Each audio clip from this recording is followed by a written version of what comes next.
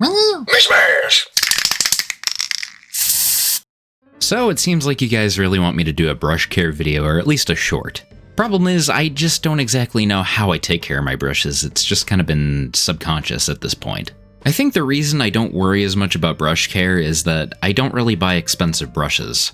One of the few GW products I actually really like as far as their tools is their paint cup. Having those little ridges on the side makes it easier to pull the brush up and reform its tip. And the bottom of the cup is lined with these little grooves, so whenever you're swishing your brush around, it takes off the excess paint. There's plenty of cleaning solutions on the market for paint brushes, but I've never had to purchase any because most of the brushes I use are dollar store brushes. Anytime they get beat to shit, I just go out and buy a new pack for $5 or something. Now, this isn't to say that I didn't always do this. I do have some recollection of a time where I did get expensive brushes.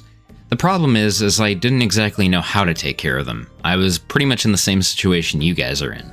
I still have this bottle of Tester's enamel thinner and paint cleaner from forever ago, and I kind of use that occasionally, but it's not the best for cleaning brushes in my opinion. It's more designed for cleaning Tester's brushes specifically.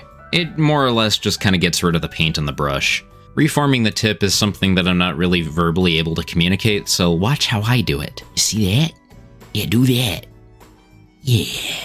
But I think the biggest thing, and I've always preached this, is making lemonade out of lemons when it comes to the hobby. Anytime a brush gets to a point where you just know that you can't use it for anything else, make it into a bitch brush. Now you might be asking yourself, Mr. Mishmash, what is a bitch brush? Well, I'm very glad you asked. Bitch brush, an undesirable and/or poor quality brush used for the destructive purposes such as gluing and technical paints for basing and corrosion. Yeah, I call them bitch brushes. I don't really know why, it's just something that I've always called them. These are all the more reasons why I always go cheap with my brushes. They work just about as well as any other brush, and on top of it, you just don't feel bad when you destroy them. Obviously, for detail, I think a lot of the brushes that I would go with are something that you'd get on Amazon Basics. And like I said, I'm kind of repeating myself. But I will say, when it comes to brush options, it's kind of a weird thing. I mean, it's not unknown. But cosmetic sections in any sort of retail store or Walgreens or even Amazon, they have amazing options for dry brushes specifically, but also storage. A lot of people seem to have those balsa wood-esque storage units. I'm guilty of having one. I have one right next to me. And they're not bad by any means. But they're kind of expensive for what you're paying for.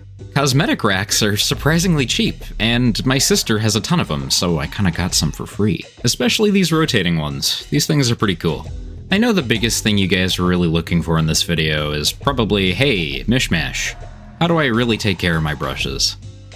And I guess this is kind of a long drawn-out way of saying I take care of them to the best of my ability by just not doing rough shit with them.